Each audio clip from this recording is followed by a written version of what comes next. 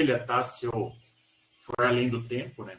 Olhando muito, né, o que está acontecendo mundo afora, bem como também posicionando essa discussão no caso brasileiro.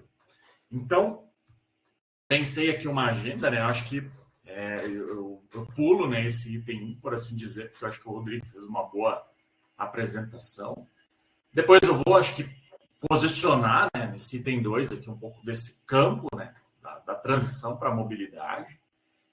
Olho para esse item 3 com uma visão mais dessa dinâmica internacional e posiciono aí essa discussão nos itens 4 e 5 mais para o caso brasileiro, né? Então, um pouco da nossa característica, um pouco das nossas fortalezas, né? Nessa dinâmica que está ocorrendo. Então, basicamente, como o Rodrigo falou, né, fiz aí uma trajetória acadêmica, né, muito voltada a essa questão das energias emergentes, das tecnologias emergentes verdes, com ampla ênfase na eletrificação, mobilidade sustentável e renováveis. Aí, depois, olhando aí um dado ponto da carreira, né, decidi empreender, do que se desdobrou aqui na Barassi Cruz Consulting, que desde então temos atuado aqui, né, muito nessa linha, na jornada para empresas e organizações que queiram fazer a descarbonização, com veículos elétricos, híbridos, biocombustíveis, né, e afins. E esse pano de fundo, né, todo para colocar um pouco, né, dessa, entrando já na discussão, que olha, essa perspectiva da mobilidade e das alternativas tecnológicas para o motor a combustão, né, a gente pode entender que não é um movimento, na verdade, não é uma inovação recente, por assim dizer, né? Porque a gente tem a visão de que são tecnologias contemporâneas, isto é, do século XXI, porque quando a gente fala, né, da mobilidade elétrica, híbrida, a gente tende a vê-la, né, como algo atual, dados os volumes de mercado, mas, na verdade, esse arcabouço de tecnologias vem lá da gênese da própria indústria automotiva em si, né? Quando a gente olha tanto ali os anos de formação, né? Como a gente pode ver, né, a criação, né, as invenções do motor a combustão interna, da máquina a vapor, a eletrificação estava lá. Mas naquele momento, ela não engendrou, por assim dizer, os elementos necessários para ser uma opção de mobilidade, bem como ela perde esse debate por diversas razões. A gente às vezes escuta muito, né, de que foi o lobby do petróleo, foi alguma questão pontual. Na verdade, não. A gente vê que tem tanto uma questão setorial quanto tecnológica, pois naquela ocasião, esses tipos de veículos mais eletrificados, né, movidos a bateria, não tiveram essa dinâmica de mercado e perderam, né, para o design dominante, por assim dizer, os veículos a combustão. A grande sacada, né, até trazendo um pouco nessa ideia de marco teórico das transições, né, quando a gente vai olhar, né, essa pressão, por assim dizer, que se inicia nos anos 70, relacionada à agenda ambiental, de saúde pública, nas cidades, crises, né, energéticas, por exemplo, os choques do petróleo, que vão levar a uma prospecção de países líderes nessas indústrias, como Estados Unidos, França, Japão, a entenderem e vislumbrarem outras arquiteturas tecnológicas para a mobilidade, porque estava ficando cada vez mais claro que esse modelo baseado no motor a combustão movido a combustíveis fósseis daria alguma dificuldade para esses contextos urbanos,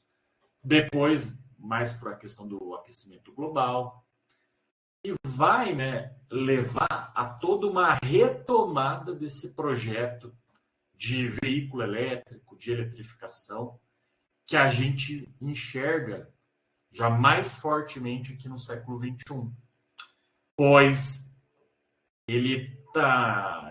esse mercado, essa dinâmica da eletrificação, ela está sendo entendida como uma alternativa promissora para ser um vetor de descarbonização dos transportes. Então, ocorre, né, nesses últimos 10, 20 anos, essa retomada, né, desse artefato tecnológico, que foi totalmente, né, deixado de lado enquanto essa aplicação automotiva.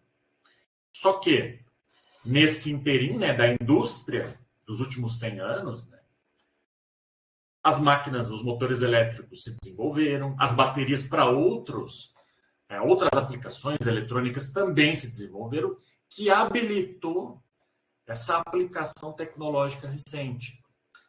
E tem todo, né, um conjunto de fatores diferentes do passado, como um aumento da infraestrutura, a própria capacidade de autonomia desses veículos, aplicações em transporte público, a entrada, né, com muito apetite do setor elétrico, querendo vislumbrar esse novo negócio, que mostram uma musculatura e uma envergadura desse movimento que é diferente de algumas tentativas passadas. E tem toda uma discussão, né, que o veículo elétrico, né, o artefato tecnológico, ele não é um fim nele mesmo. Ele vem para essa visão de tentar trazer uma mobilidade mais inteligente, conectada, integrada, né, com o transporte, né, com os modais públicos, que quer, né, tanto essa otimização do sistema, maior eficiência e redução de emissões também. E tem toda essa visão, né, de que é para melhoria, né, desse sistema de mobilidade, né? Ou seja, essa ideia, né, do carro individual, ela pode vir a perder protagonismo com essas opções de transporte público eletrificado, que são superiores do ponto de vista de jornada daqueles que usam, a micromobilidade, né, de bicicletas e outros que também se conectam, trazendo essa visão mais abrangente. E aqui, né, eu acho que é legal trazer para vocês que não é só o carro, né, reforçar esse ponto, né, essa mobilidade de baixa emissão, ela vai contemplar aqui um conjunto de arquiteturas e aplicações que saem desde a bicicleta até os caminhões ali médios nas cidades, por assim dizer, e passam por uma série de tecnologias que são tanto os elétricos puros, por assim dizer, mas híbridos com biocombustíveis, para essa baixa emissão. E ora, isso só tem sido possível numa lógica de redes, pois a gente tem visto que essa própria arquitetura do motor a combustão, né, ela é paradigmática, né, ela é recheada, né, de fortalezas, e quando a gente traz essas novas rotas, né, que começam ali com as inovações de nicho, ganham, né, musculatura com projetos pilotos, precisam dessa melhor articulação setorial. E quando a gente vê, né, esse movimento, né, a gente chega numa dinâmica internacional que talvez ali a gente pudesse falar há 10 anos atrás de alguma incerteza se essas inovações de nicho iriam se incorporar, por assim dizer, ao regime de mobilidade. Mas quando a gente olha os números atuais, a gente tem uma perspectiva de que já há essa incorporação e esse crescimento, quando a gente pode falar aqui de mais de 26 milhões, nesse caso aqui, de automóveis elétricos nas estradas do mundo todo, sendo aí muito puxado pela própria China, que viu, né, também uma oportunidade de indústria para isso, porque a China não tem tradição em motores a combustão, então ela já nasceu nessa rota eletrificada, mas que também entra, né, aqui o próprio contexto europeu, que já tem ali um regramento, né, de que até 2035 vai ter um phase-out da venda de motores a combustão novos, né? Então, que já aponta, né, para essa dinâmica, e que, olha, né, são números que, quando a gente pega aqui na de 2010, eram praticamente cerca de 9 mil veículos, né, rodando, que aponta para uma alternativa bem promissora a se considerar esse futuro, né, dessa indústria e desse mercado. E isso não é, como dito, né, não se limita somente aos veículos, mas esse grande apetite dos ônibus, como uma forma dos ônibus urbanos de mitigar as poluições dos centros urbanos, e caminhões. Isso a nível mundial, olhando sobretudo esse mercado muito poderoso que é da China, né? Então a gente vê que tem até, né, para essas aplicações um grande eixo de gravidade, né? E que aqui em números de registros, né, anuais, né, a gente vê um crescimento, né, na verdade um decréscimo na casa dos ônibus por conta dessa já eletrificação massiva na China, mas que começa a crescer para outras regiões, sobretudo na América Latina, quando a gente olha os casos aqui, né, de Bogotá, na Colômbia e Santiago do Chile, que já estão no processo de eletrificação total das suas frotas, né? E isso também tem sido acompanhado por uma infraestrutura para dar suporte e abastecimento a esses veículos, né? Tanto na linha de carregadores rápidos, né, que permitem, né, como o nome já diz, uma recarga mais rápida, quanto também daqueles que são em estabelecimentos comerciais, shoppings e outros, que podem ter um perfil de recarga mais lento. O que mostra, né, que a adoção da tecnologia ela só é necessária também a partir de uma infraestrutura para suportá-la, né? Acho que essa é uma mensagem importante. E aí eu acho que a gente pega, né, acho que o tempo maior aqui, né, da discussão, um pouco do caso brasileiro, porque nós temos aqui algumas características próprias dessa dinâmica da transição que a gente pode explorá-las da seguinte maneira, né? Para onde a gente vai, né? Aqui? A gente vai seguir uma rota baseada nessa eletrificação, a gente vai seguir uma rota baseada nos biocombustíveis, e a gente escuta muito, né, nos fóruns e algumas discussões, muitas vezes uma visão muito combativa, né, de rotas tecnológicas, aqui no caso brasileiro. Existem grupos em defesa, né, do etanol, por exemplo, existem grupos em defesa da eletrificação. E na verdade, né, o que as nossas reflexões aqui, os nossos trabalhos, né, apontam muito que não é um ou outro, né, mas sim uma questão de os biocombustíveis e a eletrificação vão ter seu espaço nessa dinâmica da mobilidade brasileira, porque o Brasil, primeiro, ele é muito grande, né? As regiões são díspares, as cidades são díspares. E não dá para a gente acreditar que uma ou outra rota ela vai ser a bala de prata para resolver todos esses problemas. Pelo contrário, tem também a questão das aplicações. A gente não pode considerar uma arquitetura veicular para um patinete que ela será a mesma para um caminhão.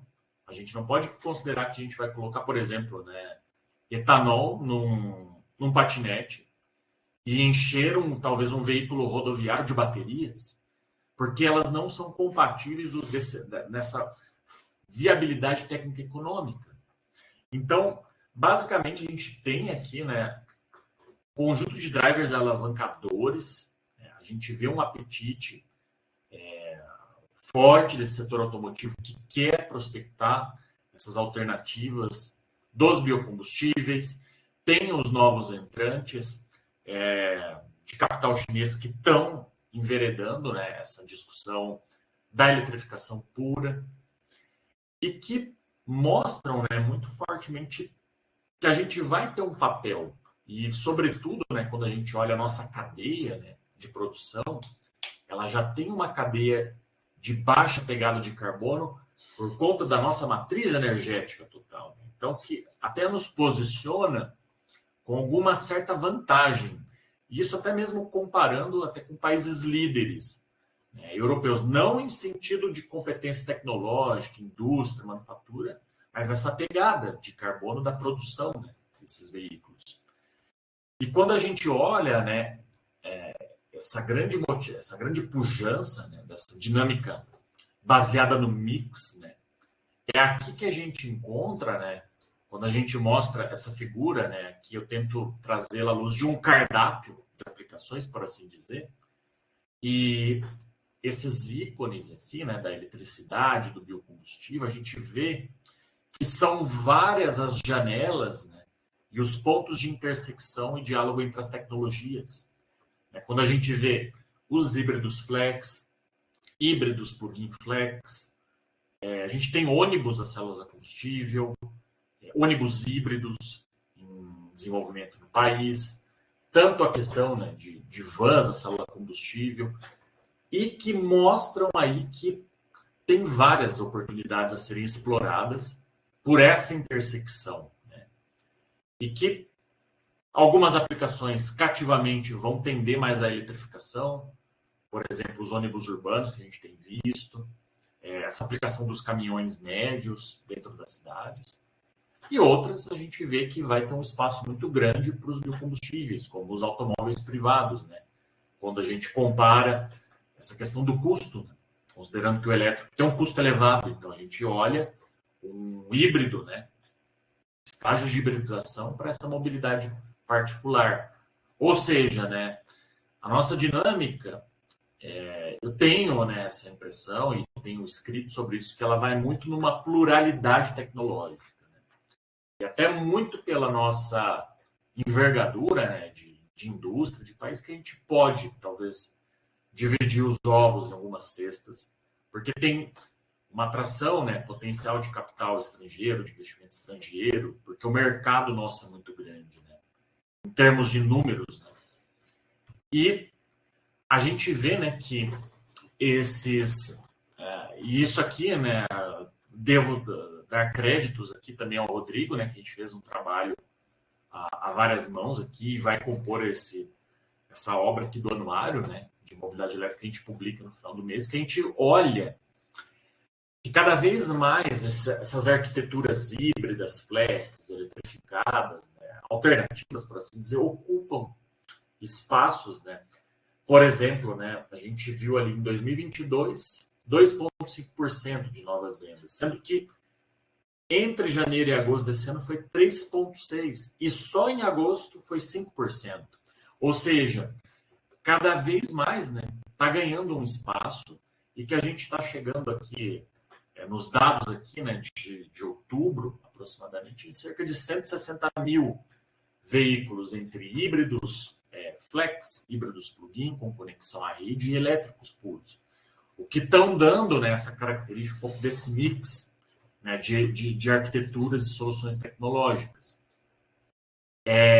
Tem também, né, toda uma questão de que cada vez mais esses eletrificados, né, que são aqui em vermelho, eles ocupam mais espaço, né?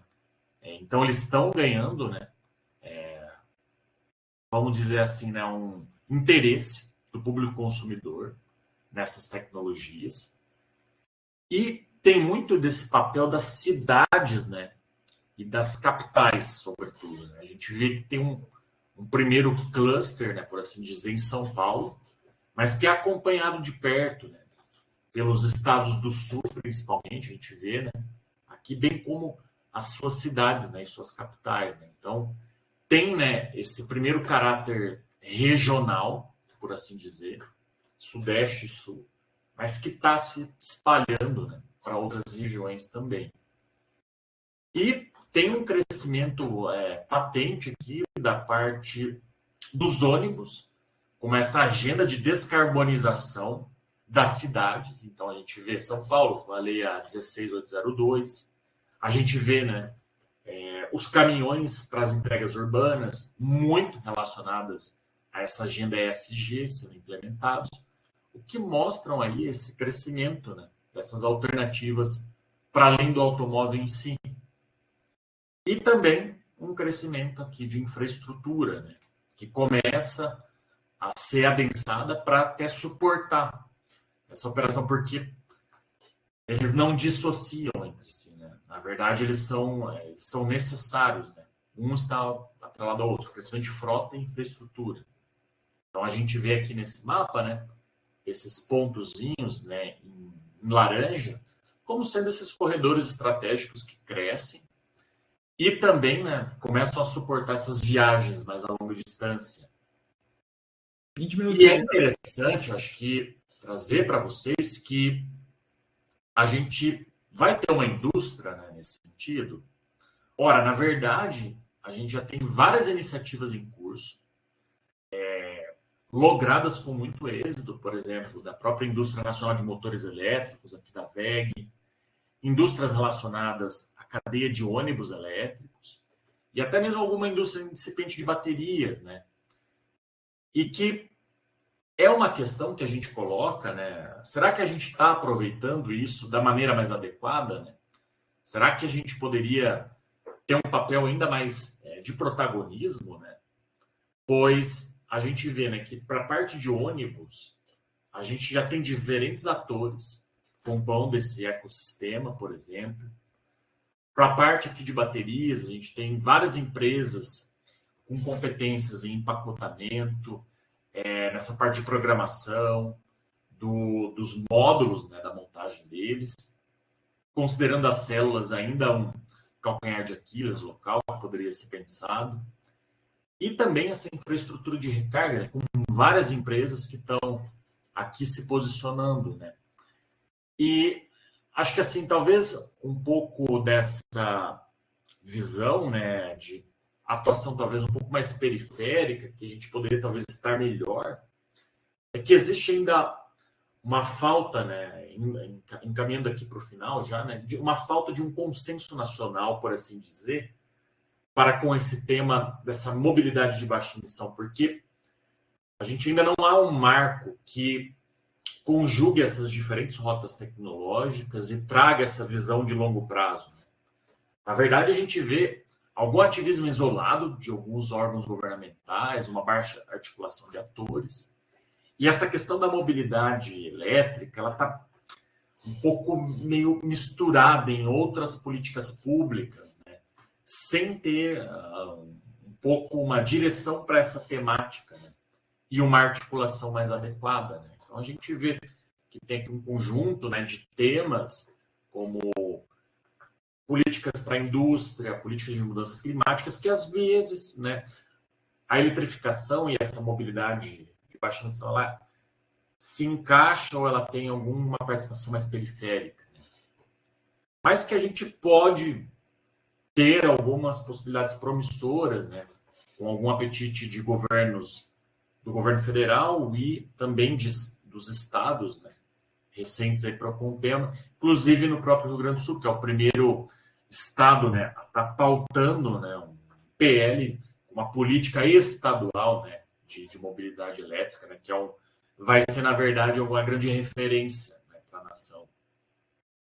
E acho que o último slide, até para eu não tomar mais tempo, pois já me estendi um pouco, né, acho que a gente tem competências, né, para se posicionar e ter uma participação relevante em vários desses segmentos da eletrificação, né?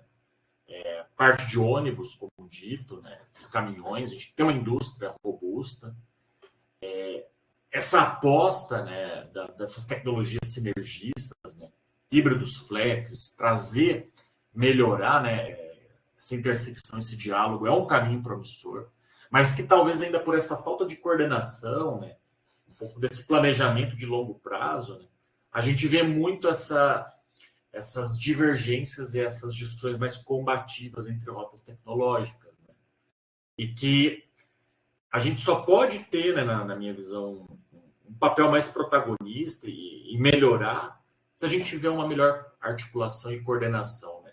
O que passa necessariamente por uma visão de governança, né, de diversos setores, da indústria, governo, academia, para ter, né, esse olhar de onde queremos chegar, com essas diferentes rotas, porque, na verdade, a discussão ela não é determinista do ponto de vista tecnológico, né, mas sim da mobilidade de baixa emissão como um ponto de chegada. Né? Então, eu encerro aqui, né, agradecendo aí mais uma vez e depois fico à disposição aí para o debate também. Muito obrigado, Edgar. Excelente explanação. É sempre um prazer te ouvir falar. Agora eu passo a palavra, então, para o nosso convidado, Rodrigo Rugnin, engenheiro mecânico, especialista em gestão de fontes renováveis de energia e eficiência energética, pós-graduando em petróleo e gás com ênfase em transição energética e mestrando em engenharia mecânica. O Rodrigo também é diretor do Departamento de Energia na Secretaria de Meio Ambiente e Infraestrutura do Estado do Rio Grande do Sul. Por favor, Rodrigo, a palavra está contigo. Antes de iniciar aqui, eu só não estou conseguindo compartilhar aqui a minha tela. Claro, já vou te passar aí a apresentação. Deixa eu te localizar aqui.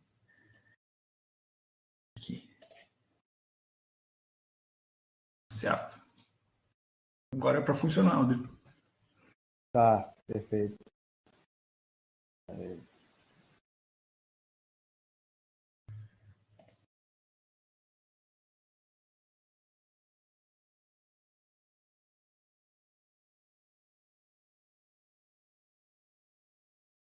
Apareceu? Sim, estamos vendo. Tá. Primeiro, agradecer o convite do Rodrigo. Acho que foi um convite muito especial, justamente nesse momento de estar participando hoje da Secretaria do Meio Ambiente e Infraestrutura. Dar os parabéns também a um grupo de estudo da inovação, que eu acho que também vem ao encontro dos nossos estudos aqui dentro da Secretaria, nossos planejamentos. Também saudar os painelistas, o Edgar e o Ivan, estaremos aqui ombreando esse debate, essa conversa. Gostaria de iniciar aqui trazendo uma apresentação, tá? Eu sempre estive no setor privado. Hoje eu completo aqui 10 meses de Secretaria do Meio Ambiente e Infraestrutura. Só para dar uma explanação melhor, né, trazer uma contextualidade, fazer uma contextualização. A Secretaria do Meio Ambiente, ela acabou se tornando Meio Ambiente e Infraestrutura devido à extinção da Secretaria de Minas e Energia. Em 2019, através de um decreto,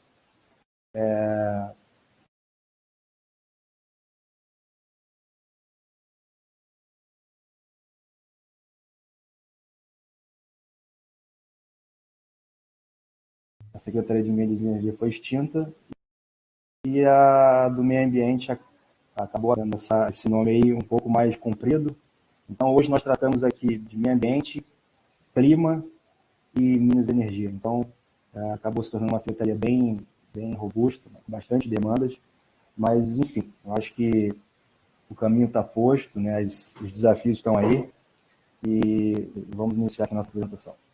Eu trouxe uma apresentação hoje para falar um pouco trazer um pouco, né? Não dá para a gente falar tudo que está acontecendo aqui na secretaria, porque são muitas demandas. Eu trouxe uma visão hoje da energia renovável, do papel da descarbonização.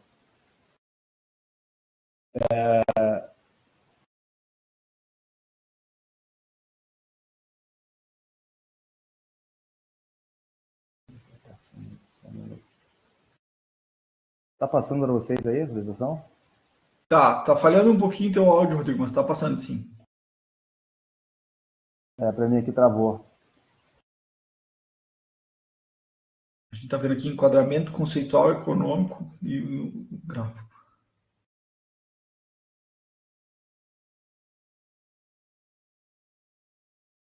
Para mim aqui travou tudo. Só um minuto, pessoal. Claro, não, fica à vontade.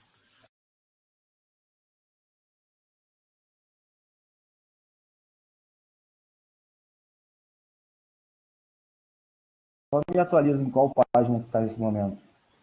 Agora está na capa. Energia renovável e seu papel na descarbonização. Vamos lá, vai passar agora.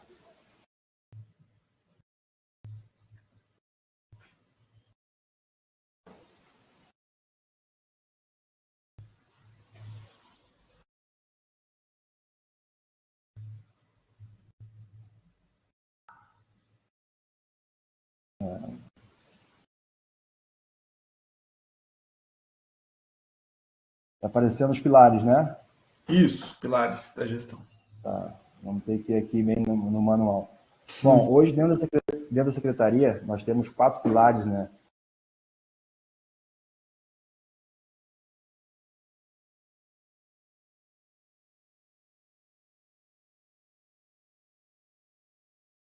Que norteiam aqui o nosso dia a dia, que é o saneamento, a comunicação.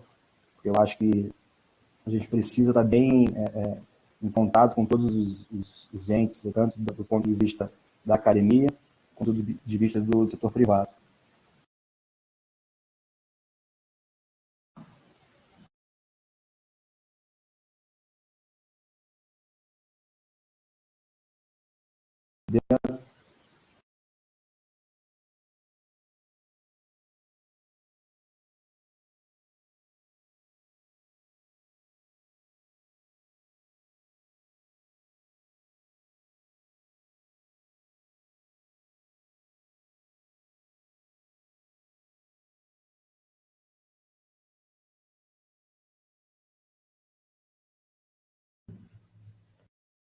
Rodrigo.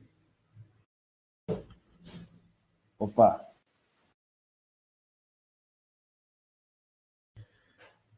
Tá bem ruim aqui a internet, Rodrigo.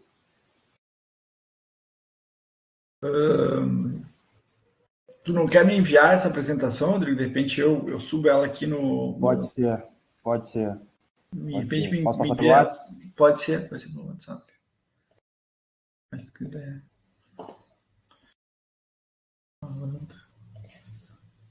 Mas assim, essas coisas de mediado pela tecnologia tem disso, né? Volta e meia acontece os imprevistos, né?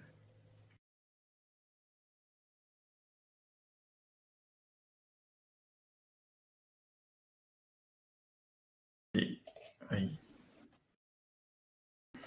Eu vou pegar uma apresentação de novo aqui, Rodrigo, já te devolvo. Tá.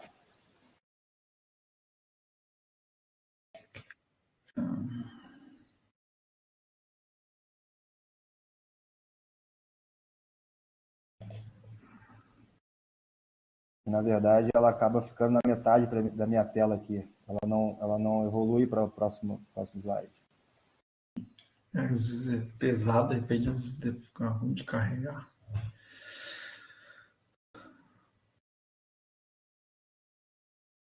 Vamos ver se agora vai.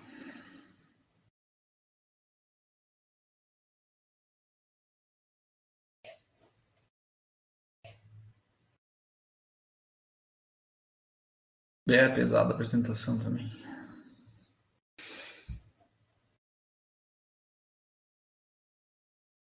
Tá. Podemos fazer assim, Rodrigo? Tu vai falando e eu vou passando? Pode, por favor. Eu só não tô agora.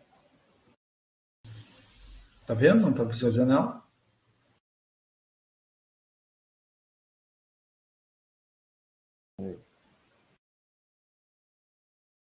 Isso aí. Ótimo, Rodrigo.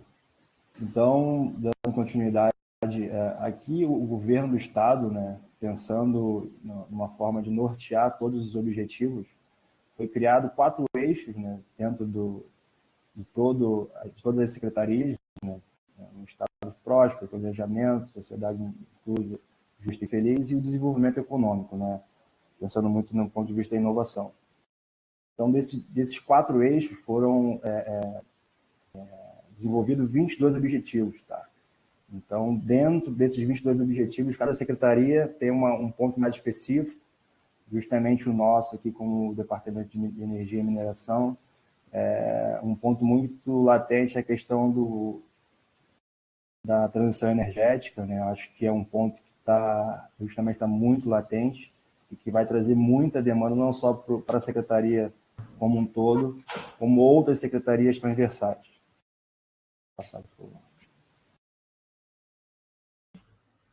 Então, aqui só trazer também um breve histórico, né? A gente fala muito de transição energética e a gente pode observar que ao longo, historicamente falando, nós já sofremos algumas transições, né? Nós podemos falar que nós vivemos a transição da lenha para o carvão, do carvão para o petróleo, né? Do petróleo, do carvão, da lenha para o carvão, do carvão para o petróleo, e possivelmente estamos vivendo uma era dos gases, né? Muito hoje pensando um pouco na questão do biogás, do biometano e do próprio hidrogênio verde. Tá? Pode passar.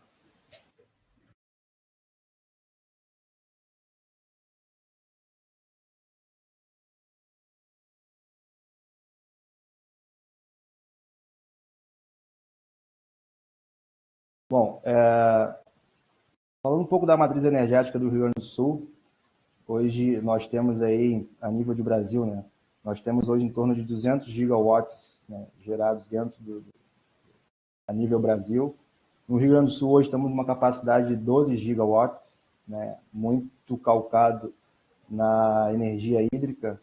Hoje a gente, atualizando dados, a gente pode estar falando em torno de 56% de energia hídrica, tá? Um pouco mais de 20% de energia eólica. Hoje nós somos o terceiro estado, deu uma desconfigurada na apresentação, né? Hoje somos o terceiro estado na geração eólica, estão colocando o Rio Grande do Sul numa posição muito estratégica do ponto de vista das renováveis, né? Pode passar, Rodrigo.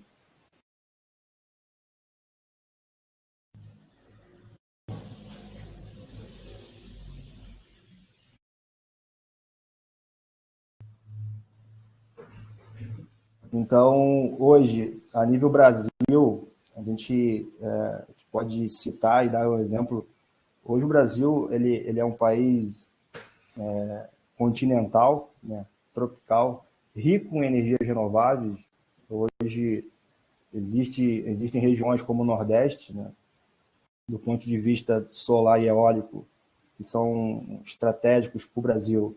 E a gente costuma falar que o Rio Grande do Sul é uma ovelha desgarrada, né, da energia eólica, porque a gente também tem uma potencialidade muito grande de geração de eólica, são 1,8 gigawatts, né, de capacidade instalada.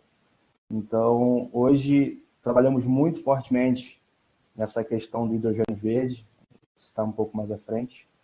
E o Brasil, dados do GSL, que é o Grupo de Estudos do Setor Elétrico, no ano de 2022, nós tivemos 92% da energia gerada no Brasil de energia renovável. Então, a gente trazendo aqui para o Rio Grande do Sul, nós estamos um pouco mais de 83% de energia renovável dentro do estado do Rio Grande do Sul.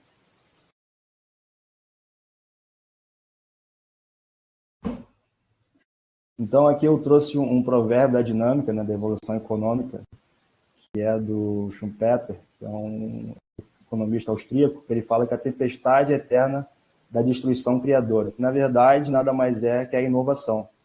Então a gente precisa passar por algumas transições para que realmente essa inovação aconteça.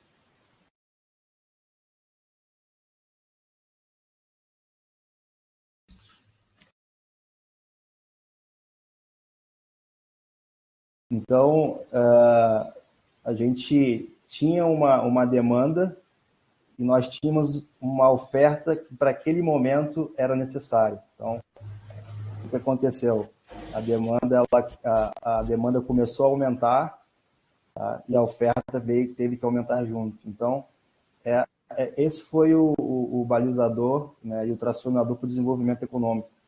Não só do ponto de vista do mundo, né, mas do ponto de vista individual de consumo, né, consumo tanto de energia como de outras commodities. Então, hoje, a gente pode ver uma foto ali que era uma época do moinho, né, da tecelagem, e depois a gente aumentou o consumo de energia elétrica, aumentando a capacidade de geração, né? Pode um exemplo aqui, a hídrica. Então, nós tínhamos aqui os cataventos para a época, né, que também eram usados em moinhos. Energia, como um todo, ela teve um crescimento mundial gigantesco. Então, também teve a inovação, o impacto da destruição criadora nos setores, né, tanto o setor elétrico como o próprio solar, né, E ali na época da Revolução Industrial também, muito baseado no carvão. E hoje a gente tem algumas usinas ainda, algumas usinas térmicas no Brasil, algumas também em funcionamento com carvão, e que aqui dentro do estado do Rio Grande do Sul nós estamos trabalhando com um programa que foi aberto agora, um edital, para selecionar algumas empresas com expertise justamente nessa visão de transição energética justa, né, para trazer uma visão e um olhar mais crítico e para aquela região de Candiota, né? Aquela região que realmente hoje é baseada muito no carvão. Então a ideia é que se estuda a ponte, né, um olhar mais não só econômico, mas também de sustentabilidade, né? Então aqui eu trouxe uma breve comparação como era a nossa demanda mundial de energia em 1950, comparando com a demanda em 2010. Né? Então, hoje a gente tem uma capacidade aí tanto de geração como de distribuição e transmissão que foi criado durante 150 anos. Né? Então, hoje, dentro do Brasil, nós temos o Sistema Interligado Nacional, que é o SIN, né?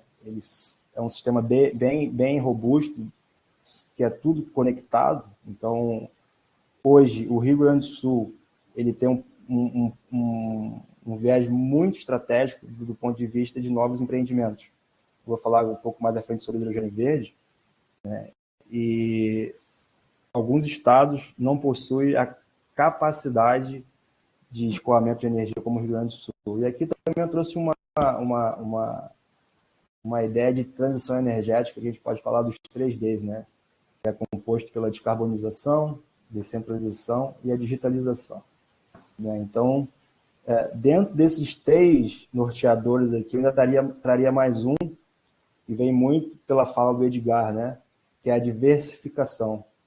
E justamente na fala dele, eu penso muito nisso, que nós não teremos uma bala de prata, né? Não teremos um salvador do ponto de vista energético. Sim, é uma composição, né, da matriz. Então, acho que a diversificação, eu acho que é o futuro para que a gente tenha segurança energética.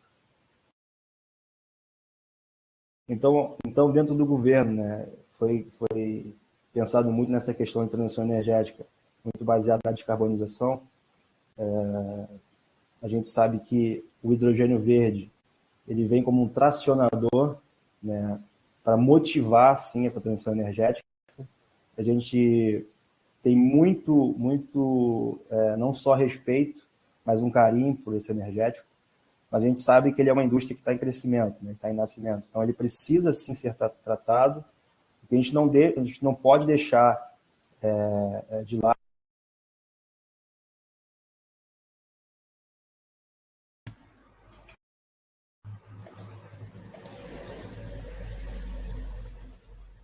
São os outros energéticos que estão também na mesma esteira da descarbonização.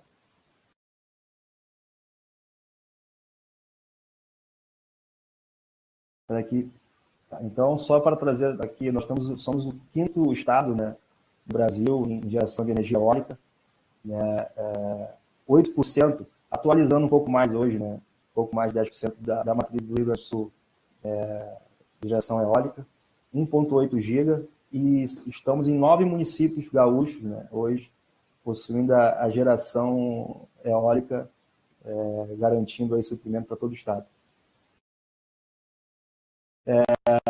Então, nós temos um potencial eólico hoje, se a gente puder falar de onshore, a 100 metros, 100,3 gigas, né, e a 150, 245 gigawatts.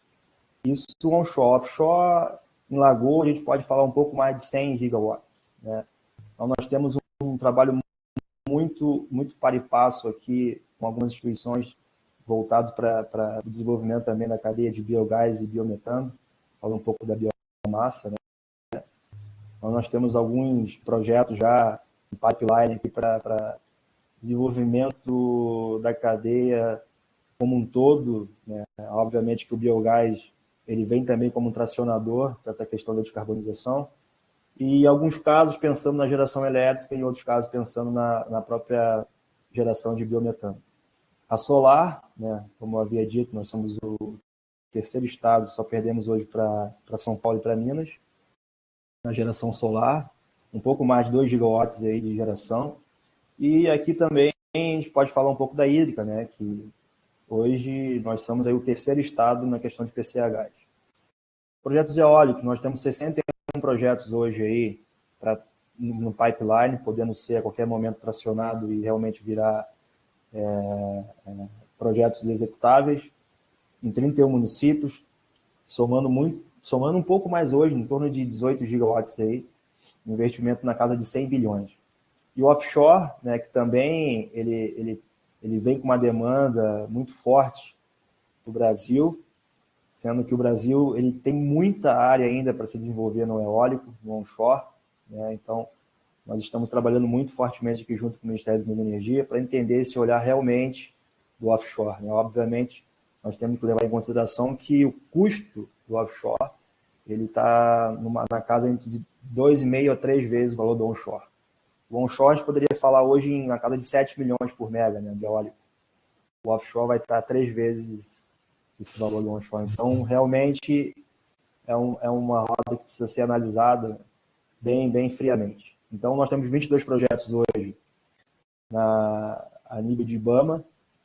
Obviamente que a questão do offshore ela está muito baseada hoje mais na questão da regulamentação, né, que nós não tem ainda uma regulamentação própria para o offshore, tá, mas nós temos alguns memorandos de entendimento assinados aqui junto com a Secretaria,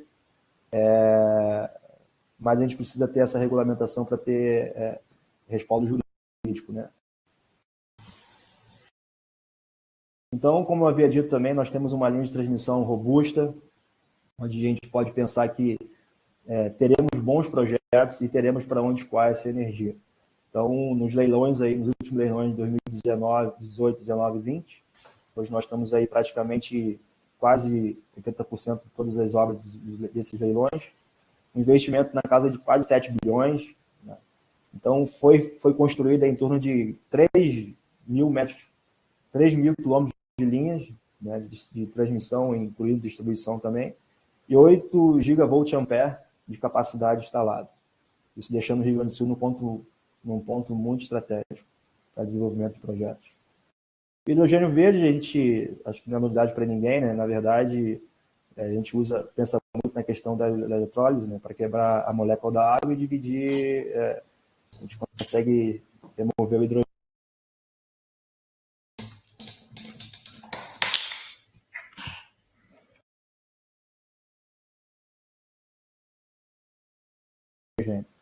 E nessa rota do hidrogênio, foi lançado, né, a potencialidade do Rio Grande do Sul referente à geração de hidrogênio verde.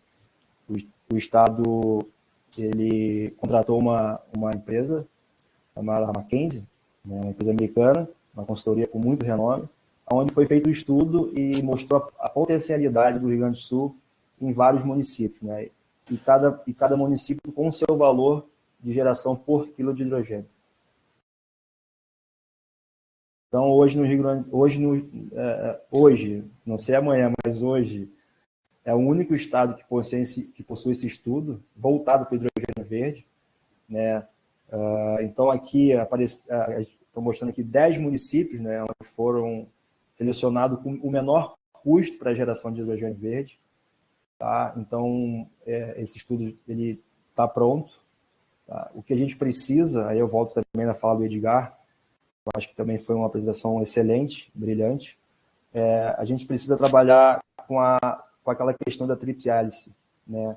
Pensar muito no setor público junto com o privado e a academia.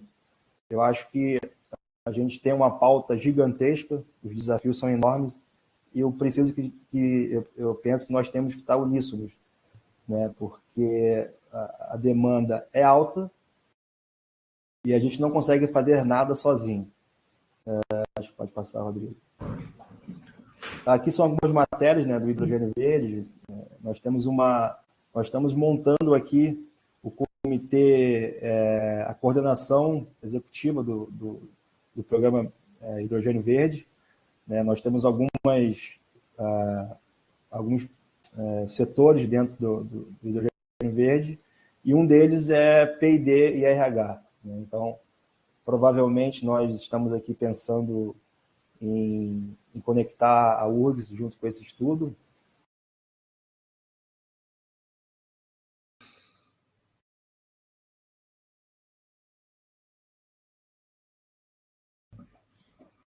Né, para que não crie esse ato aí de formação de pessoas, porque realmente será mobilidade, né, e a questão do biogás e biometano.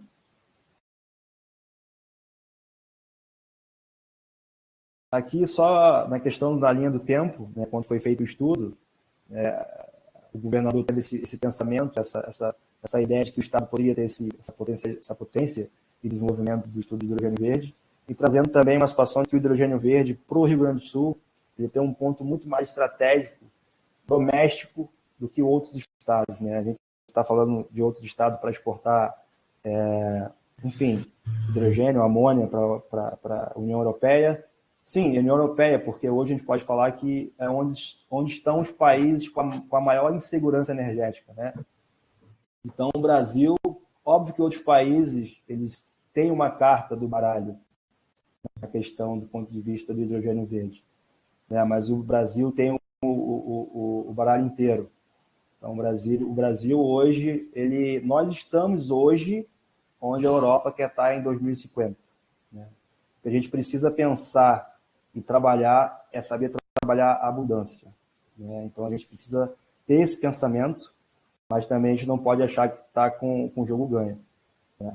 Então, aqui é só a questão da temporalidade, e aqui nós temos algumas ações, né, pensando muito na governança local, no inventário dessas emissões de gás de efeito estufa, plano de mitigação e análise de risco. Então, obviamente que a energia, o clima e o meio ambiente trabalham juntos, né? Na minha fala muito aqui, eu trago uma questão muito mais a nível de secretaria, né, dos nossos planos, do que um pouco mais de conhecimento técnico. Pode passar. E, finalizando já, indo para o final, eu acho que o hidrogênio verde ele tem sido tratado como um energético muito tracionador para a descarbonização, né? Mas como nós já falamos, a gente não pode pensar como um energético único, salvador do planeta, salvador do Brasil. A gente precisa trabalhar com a diversificação, né? E a diversificação virá de acordo com a demanda, né? A gente sabe que nós temos hoje um desafio enorme. Na verdade, a gente está falando de 40% das emissões está nos transportes, né? Então, a gente sabe que a gente precisa descarbonizar a energia, sim. Nós temos a questão do carvão, sim. Nós temos outras potencialidades dentro do Rio Grande do Sul. Porém, nós teremos que trabalhar de forma regional, respeitando a especificidade de cada estado, né? Hoje, o Rio Grande do Sul, olhando da matriz elétrica, ele já possui essa diversificação, deixando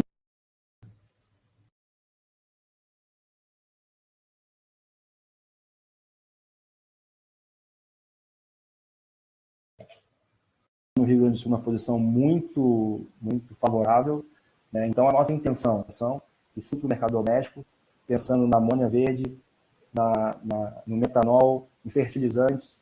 Hoje, o Rio Grande do Sul é o estado que produz a maior quantidade de biodiesel no Brasil. Então, é onde nós utilizamos muita amônia verde. Então, o nosso mercado é muito doméstico, né? Então, obviamente, que se tratando um pouco mais, pensando do ponto de vista de exportação, acho que deixaríamos para outros estados aí dentro do continente do Brasil. Eu finalizei por aqui, Rodrigo. Perfeito, muito obrigado, Rodrigo. Obrigado pela exposição aí, trazendo dados do estado. Eu não vou me alongar muito aí, porque eu já vi que o nosso tempo vai ser meio curto. Então, vou passar a palavra aí para o Ivan. né? Ivan é mestre e doutor em Geografia pela Universidade Federal do Rio Grande do Sul, foi pesquisador em Geografia da Fundação Economia e Estatística, a FEE, atualmente é investigador em Geografia Econômica e Social no Centro de Estudos de Geografia e Ordenamento do Território, o CEGOT, da Universidade do Porto, em Portugal.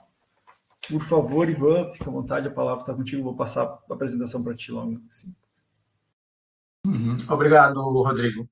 Bom, uma boa tarde, bom dia, porque aqui é tarde, né? Estou 2 horas da tarde por aqui. Bom, um bom dia a todas e todos os presentes. Agradeço o convite, né, do professor Sandro, da professora Giovana, o Rodrigo, uma satisfação vê-lo aqui de novo. Eu participei, me parece, do primeiro workshop, eu acho que o primeiro workshop eu cheguei a participar, Presencial então, ainda, realmente né? presencial, estava na época presencial, então assim, é realmente uma grande satisfação voltar para o workshop aqui dos estudos de inovação, do grupo de inovação, então é uma grande satisfação.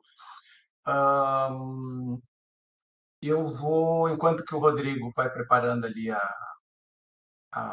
libera aqui para eu poder apresentar. Bom, a minha apresentação vai ser um pouco na linha da minha agenda de pesquisa aqui, que eu faço aqui na minha universidade, aqui na Universidade do Porto. Eu acho que eu vou fazer um pouco, a temática um pouco mais ampla, minha abordagem vai ser um pouco mais ampla do que foi o Rodrigo e o Edgar também, foram mais focados numa região, numa temática, mas eu também venho trabalhando com das transições. E, para começar assim, essa discussão das transições, e um aspecto importante também, a minha área, meu foco é na área de geografia econômica e estudos de inovação, são os campos de trabalho que eu venho desenvolvendo. E a questão das transições, nós estamos num momento de uma grande troca, uma grande modificação em termos de transição tecnológica, tanto é que os grandes especialistas na área de estudos de inovação, de tecnologia, apontam 2 focos que eu acho que são os 2 principais, que é a questão ambiental, então a dimensão ambiental é um foco importante, e a outra, a digitalização, que já vemos desde a década de 70, pelo menos, que a digitalização é outro aspecto importante também dessas transições. Ivan, desculpa te interromper, mas se tu Vale. tá contigo a apresentação, se tu quiser compartilhar, ou se tu quiser pode me enviar. Aqui diz que eu não posso. Tem ali o ícone. You must be. Agora sim, perdão. Eu acho que como está agora está aparecendo. Agora liberou. Perdão, erro meu.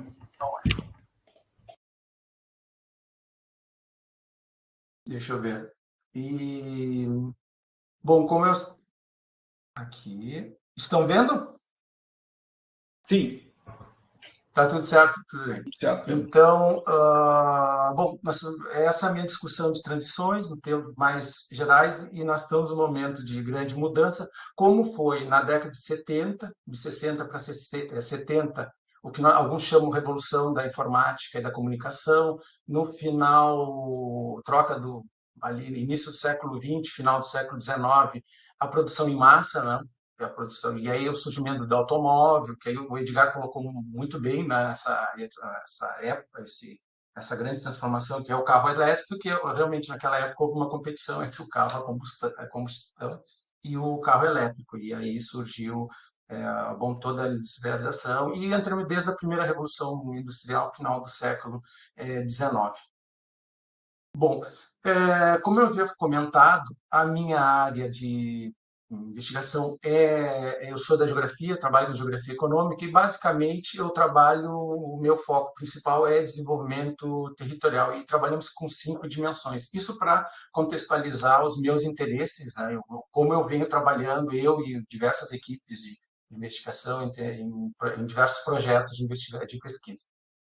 Primeiro, as 3 primeiras, que nós chamamos de 3 dimensões clássicas, né? A competitividade econômica, ligada ao crescimento econômico, bem-estar social não, o desenvolvimento social, que é um aspecto importante também, e a diminuição das desigualdades regionais, em termos de coesão regional, que é um aspecto, uma dimensão muito trabalhada, sobretudo, para pegar o exemplo da União Europeia. Não? A União Europeia tem diversos projetos na área de desenvolvimento regional que estão vinculados à necessidade de coesão regional, quer dizer, diversos atores trabalhando em conjunto. Junta-se a essas três dimensões que chamaríamos clássicas, mais duas que são dimensões mais novas, que são da sustentabilidade ambiental, ligado ao desenvolvimento sustentável, que é o nosso tema e a vinculação, toda a nossa discussão aqui das transições para a sustentabilidade, e o desenvolvimento tecnológico, muito ligado a um conceito muito específico de apropriação tecnológica, é a capacidade de países e regiões absorverem ou criarem as suas próprias tecnologias e condizentes às suas necessidades, seus problemas específicos nos seus contextos. Então, essa apropriação tecnológica é outro elemento importante nessa nossa discussão. Então, assim, eu venho toda a minha discussão agora a seguir é a partir dessa dimensão de trabalhar desenvolvimento territorial, a partir do desenvolvimento dos territórios, dos diferentes territórios, a partir dessas 5 dimensões que elas trabalham em conjunto para haver um desenvolvimento real, um desenvolvimento e crescimento real. Essas 5 dimensões têm que ser satisfeitas, senão esse desenvolvimento ele tem falhas, ele acaba sendo limitado. E dentro da minha agenda de pesquisas, né, eu tenho a inovação, o desenvolvimento territorial ligado à inovação, aos processos de inovação, não somente tecnológico e não tecnológico, como de inovações sociais, também são muito importantes para os processos de desenvolvimento. Né? E dentro dessa discussão, dessa temática da inovação ligado ao desenvolvimento territorial, a sustentabilidade e a inclusão. A sustentabilidade eu trabalho com outro conceito, nós trabalhamos com diversos conceitos para investigar, pesquisar com nossos temas. O conceito de eco-inovações, que são todas aquelas inovações que têm alguma repercussão ambiental no ciclo de vida dessas inovações, podem ser produtos ou serviços, né? Então, que eles tenham algum impacto positivo ambiental, no sentido de diminuição de poluição, energia, o menor gasto energético e diversos outros elementos. E outro aspecto que é importante é da inclusão, é uma das grandes preocupações que eu tenho, né, e que é uma preocupação no geral nos estudos de inovação ou de transformação, mudanças tecnológicas, que é no sentido de todo o processo de inovação, de mudança tecnológica, há uma parte, e aí como o colega falou anteriormente, da destruição criativa do Schumpeter, né, surgem novas atividades, novas indústrias, né, com novidades, com inovações, enquanto que outras ficam para trás, outras indústrias, outros setores ficam estagnados e ficam para trás, e isso acaba gerando exclusão de parte do mercado dos trabalhadores, de parte das próprias indústrias, que algumas acabam fechando. Né? Então, a inclusão é um aspecto importante também de ser trabalhado, e aí nós trabalhamos com outro conceito específico, que é o de inovações inclusivas, que são aquelas inovações vinculadas a excluir, né? Ou melhor, inovações, produtos ou processos, ou serviços, né? que atinjam populações vulneráveis, populações de baixa renda, de baixa escolaridade, e em alguns casos também, inovações inclusivas são consideradas aquelas que são criadas por esses próprios grupos vulneráveis. Eles próprios são os geradores dessas inovações, e aí eu vou mostrar alguns exemplos de alguns casos que são interessantes de nós analisarmos. E eu, nas minhas investigações, eu venho trabalhando com esses setores, mas a gente acaba sempre trabalhando um pouco mais com alguns setores para focar as pesquisas. Né? Eu trabalho as transições no setor agroalimentar, que eu creio que é um setor importante em termos de impacto ambiental, principalmente levando em conta que em torno de 26% das emissões dos gases de efeito estufa vem desse setor, do setor agroalimentar, em termos globais, né? E, recentemente, faz 1 ou 2 semanas atrás, foi lançada uma pesquisa também que mostrava que no Brasil, somente no Brasil, o setor agroalimentar é responsável por quase 74, em torno de 74% das emissões de CO2, ou gases de efeito estufa. Então, mostrando que esse setor realmente é importante em termos de impactos ambientais, principalmente vinculados às mudanças climáticas. E dentro dessa agenda, eu venho, junto com outros colegas, né, dentro de projetos, mas venho discutindo esses temas da sustentabilidade, inovações, sustentabilidade, inclusão e desenvolvimento territorial em alguns, e sobretudo no setor agroalimentar, em Portugal, na Península Ibérica e Europa, né, na Península Ibérica, algum estudo com Portugal e Espanha, né, na Europa, na União Europeia, eu sigo trabalhando no Brasil, que aqui mostro dois projetos que são dois projetos que eu venho desenvolvendo, coordenando com outros colegas, né, lá do Brasil, sobretudo da Universidade de Brasília, na área agroalimentar, na área agroalimentar, vinculado à agricultura familiar. Então, são dois projetos que eu venho desenvolvendo, fora outras abordagens mais teóricas, né, trabalhos mais teóricos, no sentido de discutir teoricamente, né, teoricamente, metodologicamente, a esses temas da sustentabilidade, das transições sustentáveis, né? E dos problemas de exclusão ou vinculado a processos de inclusão dentro dessa transição, dessas diversas transições. E aqui eu mostro, nesse terceiro ponto, um pouco mais, uma parte mais teórica, uma estrutura, um esquema teórico que eu venho trabalhando, que é a partir da perspectiva multinível, ou alguns chamam das transições sociotécnicas. Esse nome é interessante, das transições sociotécnicas, para destacar que todo o processo de mudança tecnológica, inovação, que há aspectos vinculados muito fortes à tecnologia, mudança tecnológica e aspectos da economia, mas que todas essas relações estão vinculadas a processos sociais muito fortes também. Então, por isso, esse termo sociotécnico meio que reflete o âmbito que leva a essas transformações.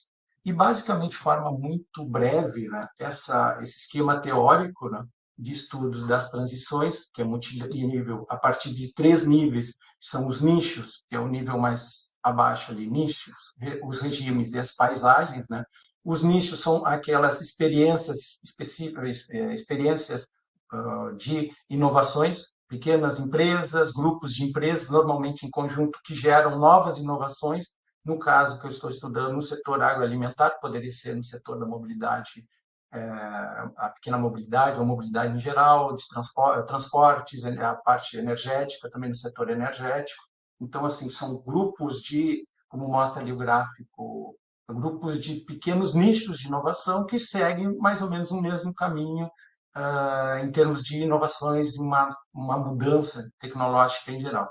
Os regimes sociotécnicos já são aqueles regimes que já estão colocados, ou melhor, já estão estruturados em termos de um setor específico, como pode ser o agroalimentar, onde há diversas estruturas, né, sociais e, sobretudo, institucionais que formam esse regime já posto, já colocado, que está em vigência. Então, assim, nós temos um regime formado por mercados e as preferências dos usuários, atividades produtivas, as próprias atividades produtivas, políticas específicas já existentes nesse setor, todo um rol de tecnologias existentes e que estão constantemente em mudança também, no sentido de inovações dentro desse regime, a ciência, que é uma instituição importante para qualquer tipo de regime sociotécnico, e a cultura, aspectos sociais, políticos, culturais, que fortalecem e aceitam a aceitação da própria população desse regime tecnológico. Bom, e paisagens sociotécnicas são elementos macroeconômicos, como grandes crises, como pode ser, como exemplo, a pandemia, essa nossa última pandemia, a Covid-19, que gerou várias necessidades de mudanças tecnológicas que foram importantes. Um exemplo delas é o que nós estamos fazendo agora, fazendo uma reunião, essa mesa temática, de forma virtual, que até antes de 2020 não era tão comum, e agora, depois da pandemia, foi uma necessidade. Isso surgiu muito em função da pandemia, uma macro estrutura, um macro acontecimento que nós chamamos de paisagens sociotécnicas. A nossa discussão, basicamente, nesse quadro é qual é a capacidade de esse conjunto de nichos que são locais, são específicos, são pequenas experiências de inovação, eles têm de, em conjunto, conseguir fazer uma modificação para que esse regime, um regime incumbente, um regime já existente, ele se torne um novo regime. Essa é a nossa discussão hoje e eu venho trabalhando muito nessa linha, basicamente vinculado às mudanças tecnológicas no setor agroalimentar, muito ligado à agroecologia. E aí é um dos temas também que eu venho trabalhando, que é a importância da agroecologia nessa transformação, no caso do regime agroalimentar, em termos globais e também que se dá em países, em regiões também. E, como havia falado, eu trabalho a partir da geografia, a perspectiva multinível já é uma perspectiva altamente multidisciplinar, diversas áreas vêm trabalhando com isso. Na geografia também, a gente trabalha com essa perspectiva multinível, mas com alguns lineamentos vinculados à geografia, aspectos ligados ao territorial, ao território. Então, assim, tanto é que há uma área específica, a geografia das transições, ligada à sustentabilidade, que nós trabalhamos basicamente com 3 aspectos, ou três conceitos que na geografia são muito importantes, que é o dos lugares, as escalas e os espaços. Os lugares, destacando as especificidades específicas, as condições específicas, situações específicas de cada lugar tem seus atributos únicos, né? Conformando oportunidades e desafios para cada território vinculado a essas grandes transformações, vinculado a essas transições.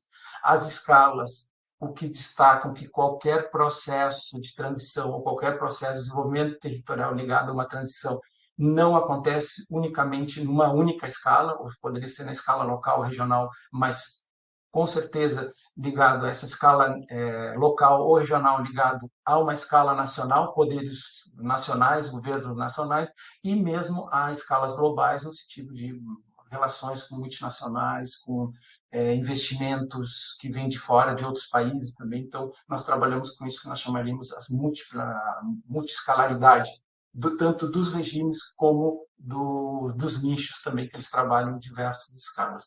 E, por fim, espaço no sentido da distribuição muito desigual dessas oportunidades e desafios nos diversos territórios, tanto no país ou em termos globais. Então, há relações de poder muito fortes que acabam conformando as possibilidades dessas oportunidades funcionarem ou não, ou de terem mais impacto em termos de sucesso econômico e social nas diversas regiões.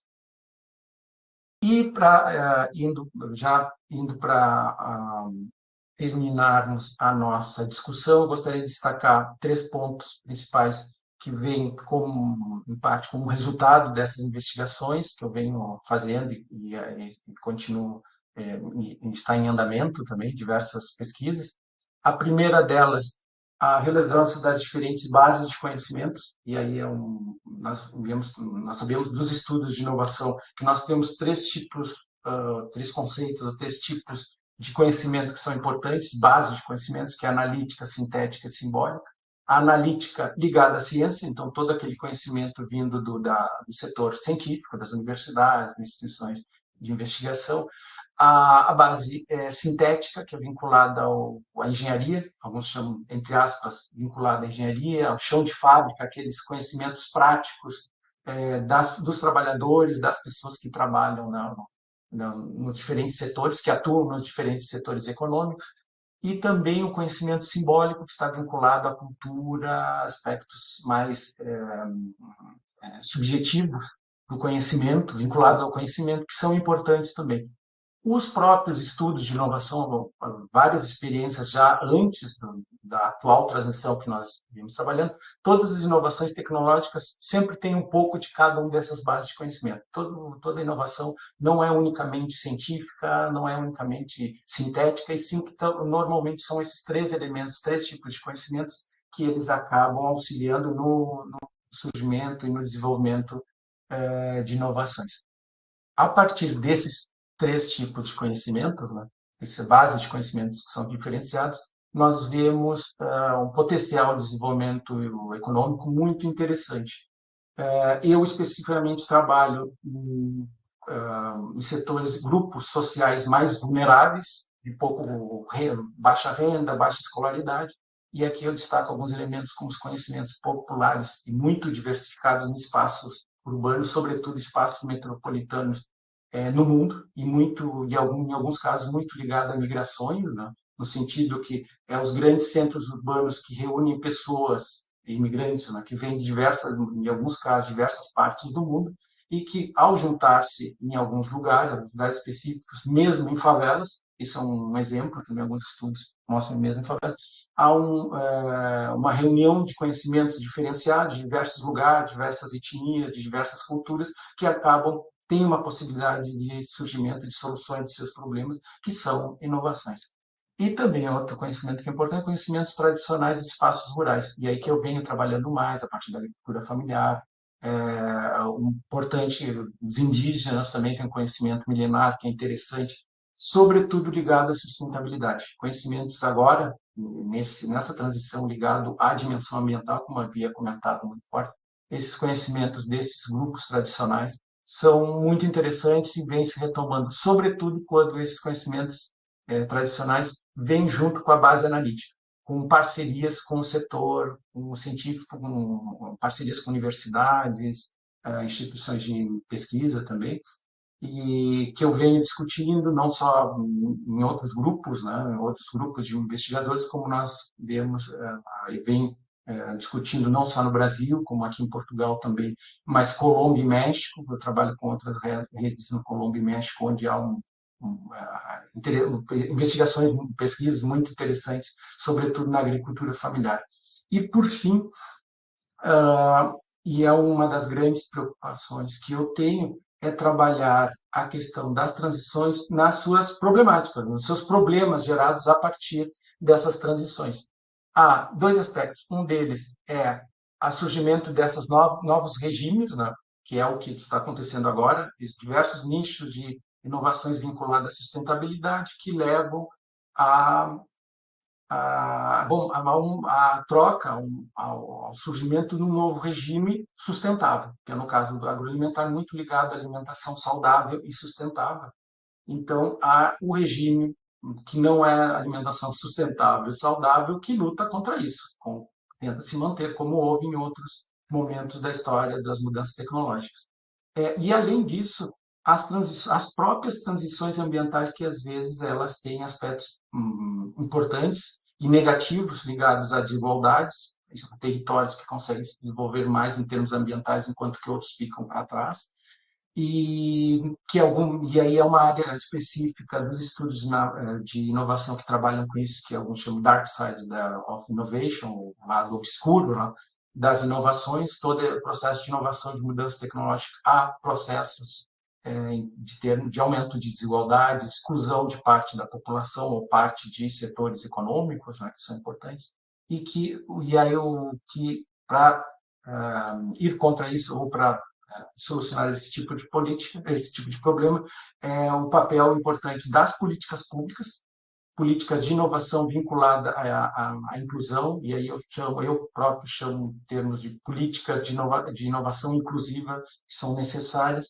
e o papel importante da regulação a partir do Estado, dos estados ou de estruturas regionais, como é um caso, um exemplo que eu pego aqui da União Europeia, né? A importância da regulação, regulações muito específicas, muito adequadas para o enfrentamento desses problemas que se geram a partir das transições. Então, por fim, destacar isso, as transições. Estamos num processo de transição muito forte, estaremos entrando numa grande transição, uma transição profunda, né? Na primeira revolução industrial, e agora nós estaremos numa grande, o que alguns chamam a transição profunda, né? E que ela traz oportunidades de crescimento, desenvolvimento econômico, de crescimento econômico muito importantes, mas também, ao mesmo tempo, em parte, ela pode excluir parte da população, que é um problema importante a ser trabalhado e que eu venho, é uma das grandes preocupações que eu tenho nas minhas pesquisas. Então, era isso que eu gostaria de falar com vocês e espero as questões, os questionamentos para nós podermos, colocações também, para nós podermos debater com toda a assistência, os dois colegas que apresentaram antes também. Obrigado. Muito obrigado, Ivan. Obrigado pela apresentação. Bom, pessoal, o pessoal já se inscreveu ali, tem uma série de perguntas. Eu não vou, a princípio eu também teria algumas aqui, mas eu não vou monopolizar a mesa, vou abrir para o pessoal. Eu só vou fazer um breve comentário antes de passar a palavra para os expositores novamente. Que a gente sabia que ia ter uma diversidade grande em relação ao... Só um pouquinho, pessoal. Ivan, eu vou fechar o teu microfone aqui um pouquinho, eu acho que está dando uma microfonia, não sei se eu... Sim. Acho que deu, acho que é. Tá, perfeito. Obrigado. Não, eu só queria fazer um breve comentário, pessoal. A gente sabia que ia ter uma grande diversidade de temas, né? Afinal de contas, a gente está falando sobre esse eixo maior, que é as transições para a sustentabilidade, então, que abarca uma série de questões, de perspectivas possíveis, né? E eu acho que ficou bem patente, bem ilustrado isso nas 3 exposições, né? A gente tem o Edgar trazendo a questão da eletrificação da mobilidade de uma forma abrangente, que por si já é um tema que é super transdisciplinar e abarca uma série de questões. O Rodrigo nos traz, então, a transição mais no setor energético, né, trazendo dentro do nível do Estado do Rio Grande do Sul também, mostrando todas o contexto que está sendo realizado. E o Ivan finaliza nos brinda, né, com essa bela apresentação sobre uma perspectiva teórica que busca, né, um esforço teórico que busca dar conta de toda essa diversidade, de todas esses múltiplos atores, dimensões e níveis que estão tentando responder e que de certa forma um esforço conjunto, né? Tem um pessoal todo trabalhando nessa questão além dos multiníveis, né? Tem a rede de transições sociotécnicas que propõe também outras abordagens e que não estão isentos de críticas, né? Todos eles têm uma série de críticas ali em relação... Porque é isso, é uma dificuldade imensa dar conta de tudo isso. Então, eu tinha algumas perguntas, mas não vou fazer. Eu vou passar a palavra para a colega Giovana, que também é a coordenadora da mesa. E aí, na sequência, Giovana, eu vou pedir que a gente já passe a palavra para os expositores, para que eles possam responder. Nós não vamos ter muito tempo, de repente uns 10 minutos para cada, podendo exceder um pouquinho. E aí vocês podem responder as perguntas do bate-papo ali. O Sandro encaminhou 3 perguntas, a Pâmela também tem uma pergunta. E se tiver alguma dúvida para ler as perguntas, também podem mencionar aqui, que eu leio para vocês. Por favor, Giovana. Bom dia a todos. Eu estou meio mal aqui, porque diante, né, de todos esses problemas das mudanças climáticas, eu caí um poste aqui onde eu estou, então eu estou dentro do carro, altamente contra, aliás, ao contrário do que a gente está discutindo aqui. A minha energia está sendo através da gasolina, né? Porque é o carro que está carregando meu celular. Mas tudo bem, a gente se vira como dá, né? Aliás, eu acho que é uma coisa que a gente vai ter que fazer isso muito, né? Daqui para frente. Aí a minha câmera está horrível. Bom, então eu quero agradecer muito vocês pelas exposições, as brilhantes exposições, né? Eu acho até que a gente tinha que ficar mais tempo aqui conversando, né? A respeito disso, mas vamos lá, né? Vamos ficar com gostinho de quero mais. Então, a pergunta que eu tenho é para o Edgar, para o Rodrigo e para o Ivan, tá? São 3 questões, basicamente, e a última bem provocativa, né? Diante até do que vocês falaram. Então, a primeira questão que eu queria colocar é o seguinte: como ou quanto a transição influencia na competitividade, né? Porque a gente tem falado muito da questão da transição energética em função da questão ambiental, se busca o IPCC, mas quando a gente vai lá no final dessa discussão, a gente parece que tem uma discussão de competitividade muito forte aí, e em especial para nós, o Brasil. Então, eu queria que vocês comentassem sobre isso. A outra questão segundo os dados, né, do Instituto da Empresa de Pesquisas Energéticas aqui brasileira, quem mais consome energia hoje é a indústria e os transportes, né? E eu queria saber como é que vocês veem isso, como é que está, se vocês têm algumas informações, se pudessem comentar essa discussão na indústria, né?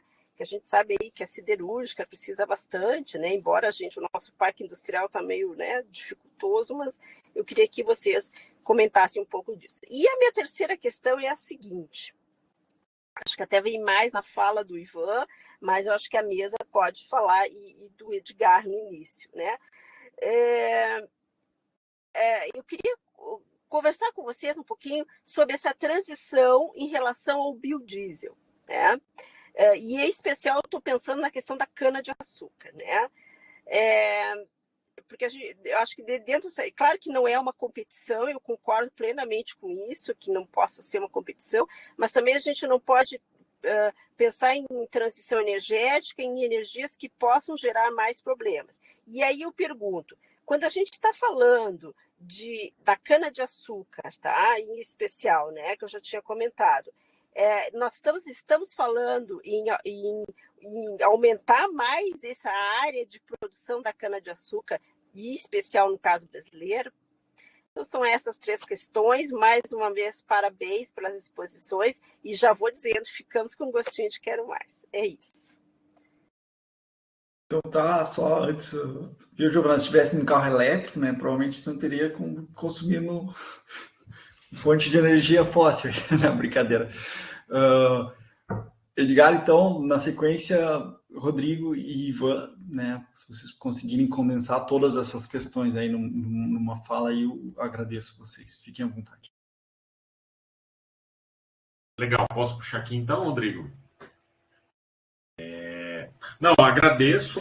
Muito boas questões, Giovana. Acho que a grande questão por trás, né, da transição é que ela, do lado do mercado, ela vai revelar janelas de oportunidades, né? Porque quando você tem ali uma mudança, né, seja no paradigma técnico, da regulamentação, cria ali, né, dá uma abertura para o desenvolvimento de novos negócios. E aí que eu acho que é muito interessante o nosso posicionamento, né, enquanto país, porque a gente cativamente, né, e ao longo da nossa história, a gente já tem essa pronagem, né, essa inclinação para soluções mais sustentáveis, né? Desde a matriz energética, das opções, né, relacionadas ao agro, que eu acho que nos colocam numa posição de destaque, né?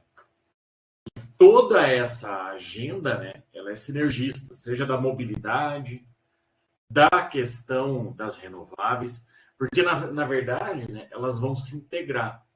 Então, eu acredito que possa ser, sim, né, uma janela para nós, aqui, enquanto nação, estados, capturarem esses movimentos, até para a gente ser um player, né, competitivo, não só falando aqui, né, para o nosso mercado local, nacional, mas também para uma ideia de questão de América Latina, né, e também outros até mercados mais maduros, né, que a gente possa ter inserção, né, nessas cadeias de valor.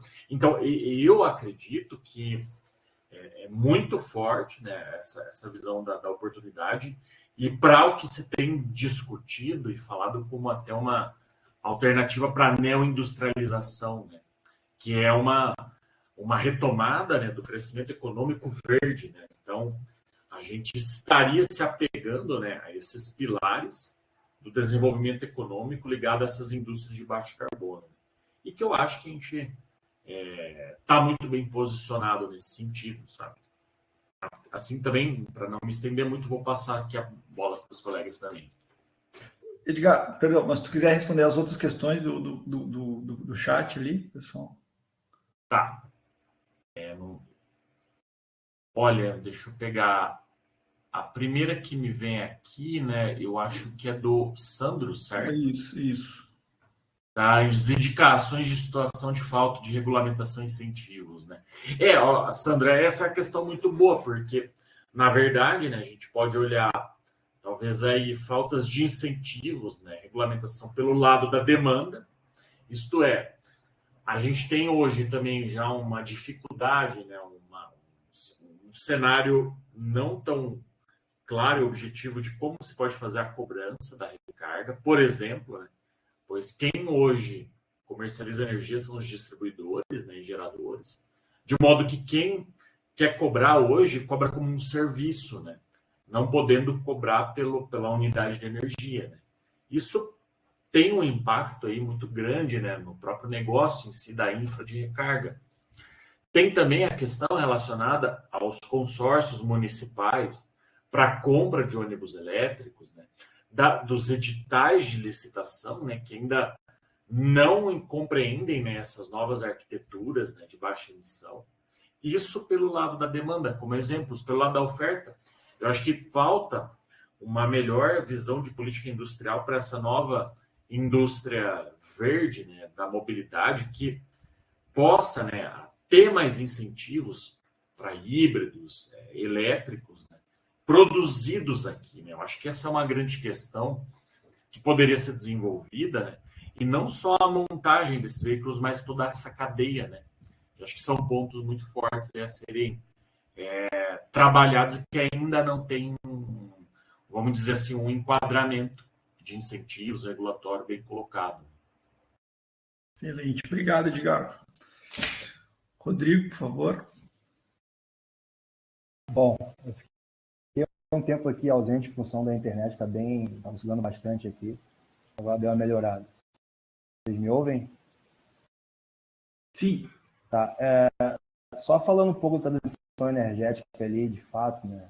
A gente tem observado isso aqui em vários setores, não só do ponto de vista do Estado, mas a nível de Brasil.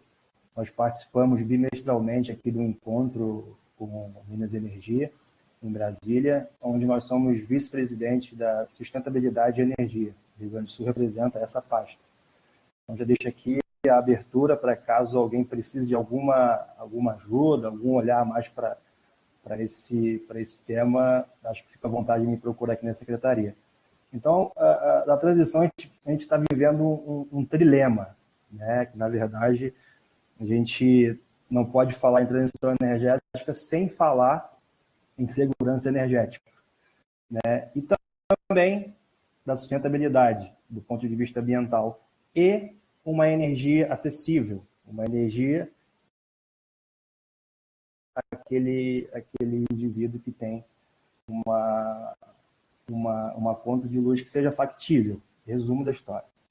Então, a transição energética a gente enxerga que ela, obviamente, que ela consiste na mudança de uma estrutura dos sistemas de energia que passam muito pela hoje baseado nos combustíveis fósseis, né? Então, passando para a estrutura, né, das energias renováveis. A gente sabe que são transições ao longo do tempo, né? Se a gente puxar hoje, historicamente falando, das transições, como foi citado aqui anteriormente, né, da lenha, do carvão, do petróleo, a gente pode observar que a nível mundial o carvão está flat ainda, né? A gente pode puxar aqui também a questão da Ásia, que é muito calcado no uso do carvão. Então, de fato, a gente não pode estar falando de transição energética no corredor. A gente tem que estar falando da transição energética de verdade, profissional. E, de fato, é um desafio. A gente precisa trabalharmos juntos, né? Claro que todos os setores aqui, como foi a pergunta anterior, a gente enxerga isso de fato, a transição energética. A minha visão, sim, a gente enxerga. Mas quando acaba tendo um encontro com o econômico, começa a ser refratário, entende? Então a gente enxerga que tem um ponto de vista econômico que é o limiar entre realmente eu quero fazer ou eu vou fazer. Então isso, e também perguntar por que essa transição de hoje ela é diferente. Aqui eu deixo uma pergunta, né? Por que essa transição de hoje ela é diferente das passadas? Obviamente, são transições, né, não mudança de energético. Então, por que hoje é diferente? Então, acho que muita gente já tem essa resposta, né? E a gente precisa trabalhar com isso. O Rodrigo, eu vi que tem uma resposta, uma pergunta aqui do Sandro, já vou emendar aqui. Ele pergunta sobre a China, né?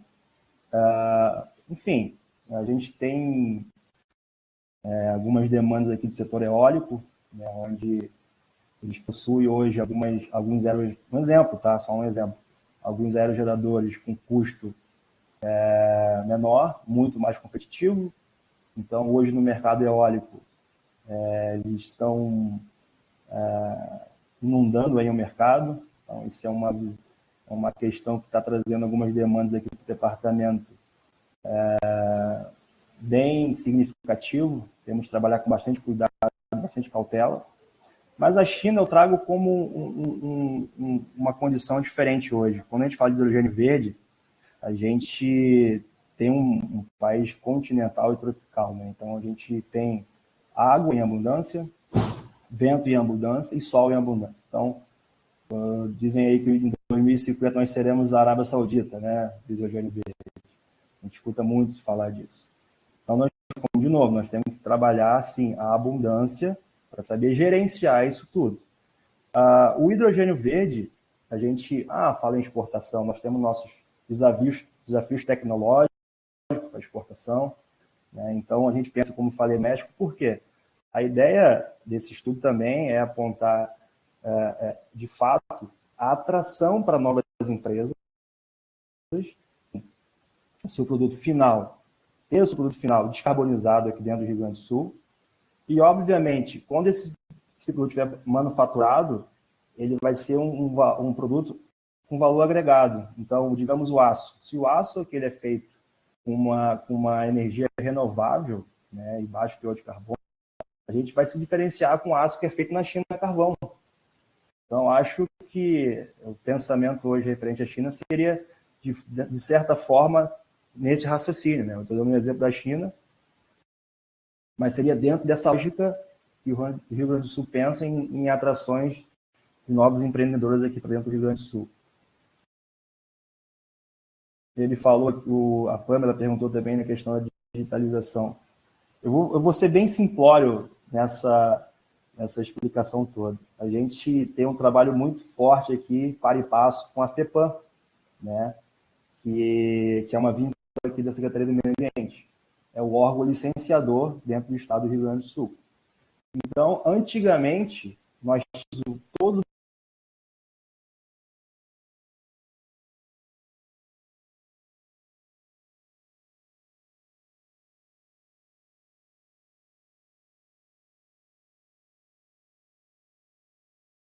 O Rodrigo teve um problema técnico. Isso caiu. Caiu, né?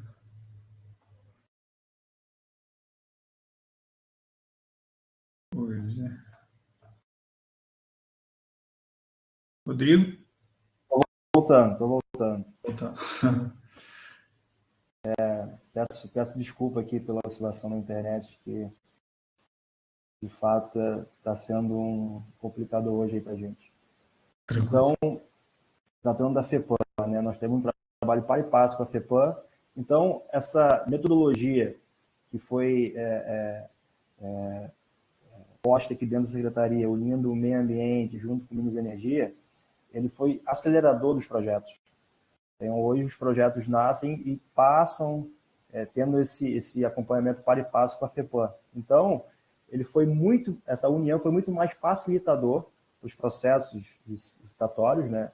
Então, hoje, antigamente, a gente pensa que todos os projetos eram papéis, uma pasta enorme para a FEPAM, aí tinha que fazer a complementação, saía lá do estado, do interior do estado, para vir aqui a Porto Alegre entregar um documento. Então, isso, de certa forma, deu uma agilidade e uma celeridade gigantesca, né? Uma explicação simples de digitalização. Hoje, a gente consegue acompanhar todo o processo, né, pelo SOL, que é um sistema de licenciamento da FEPAM. A gente, óbvio, não consegue entrar muito no detalhe. A gente consegue ter um acompanhamento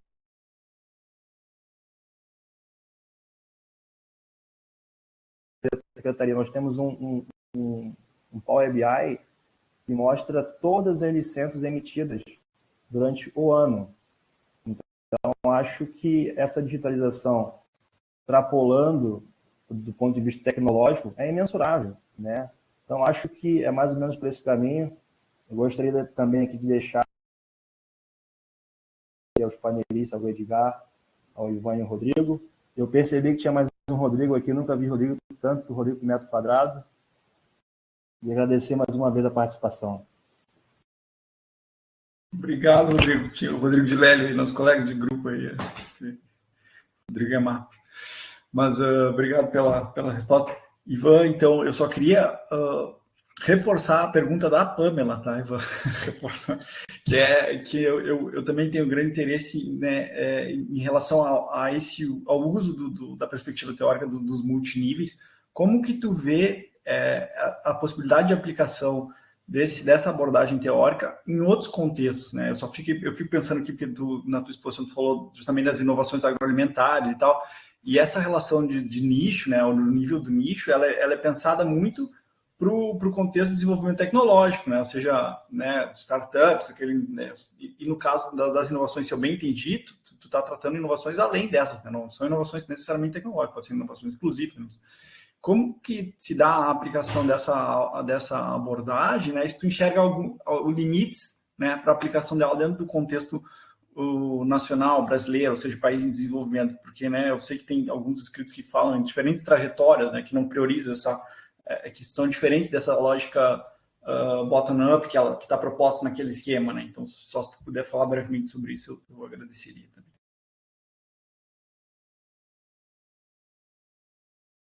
Certo. Vou ver.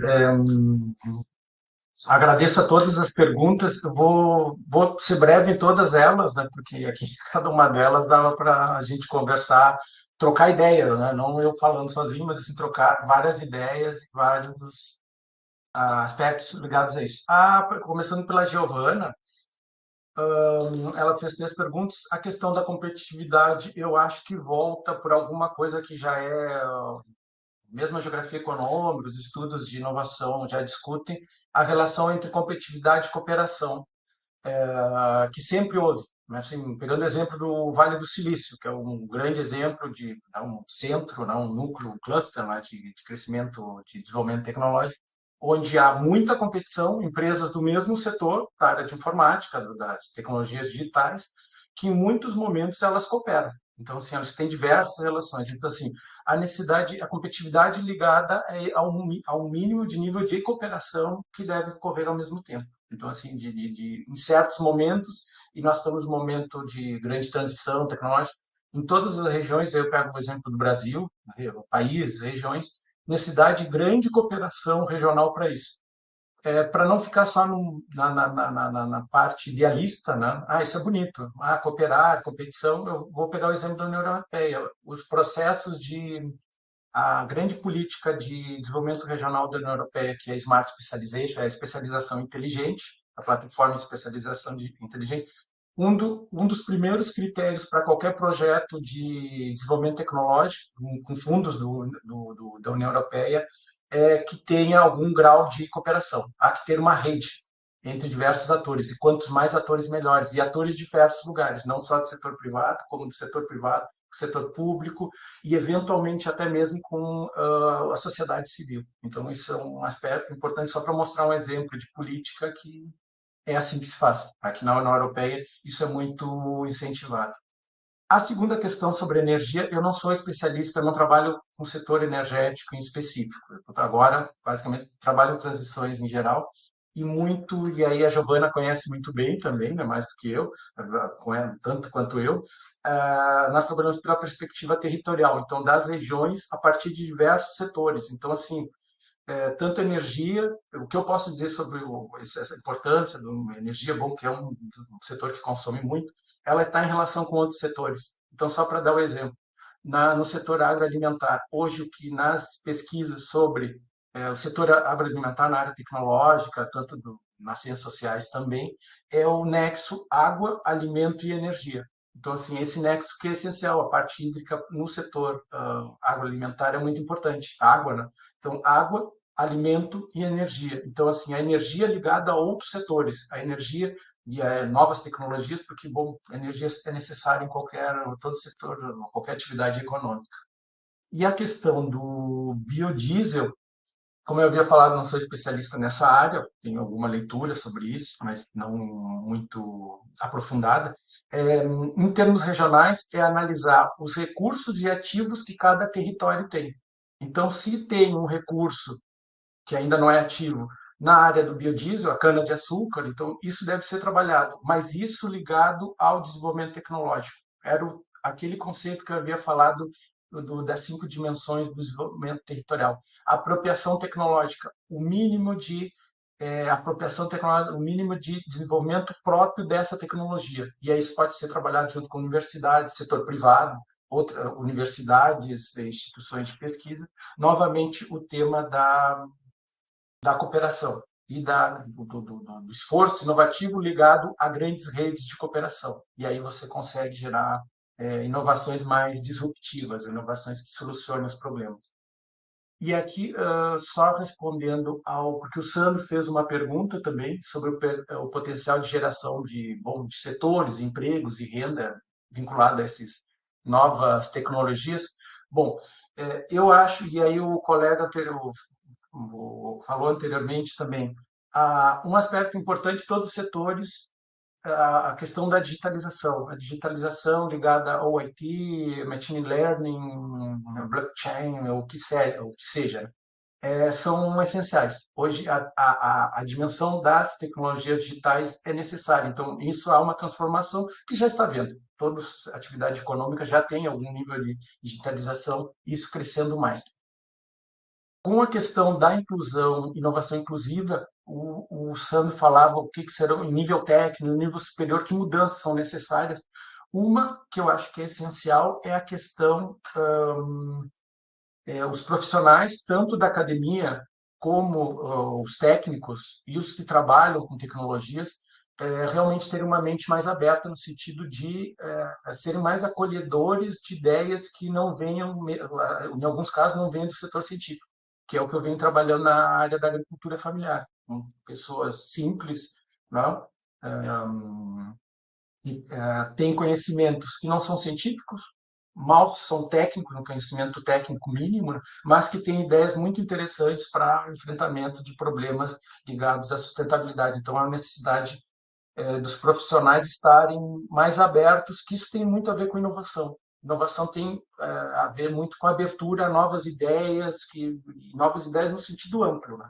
Muitas vezes inovação se fala em eu tenho não, a mente aberta a novas ideias, mas muito específica ao setor científico, ao setor somente empresarial, e acabam limitando a sua visão, uma visão mais ampla em termos de outros atores que não são da área empresarial, não são da área científica, que podem trazer informações e conhecimentos que são interessantes. Como eu havia falado, conhecimentos tradicionais, populares, que são importantes.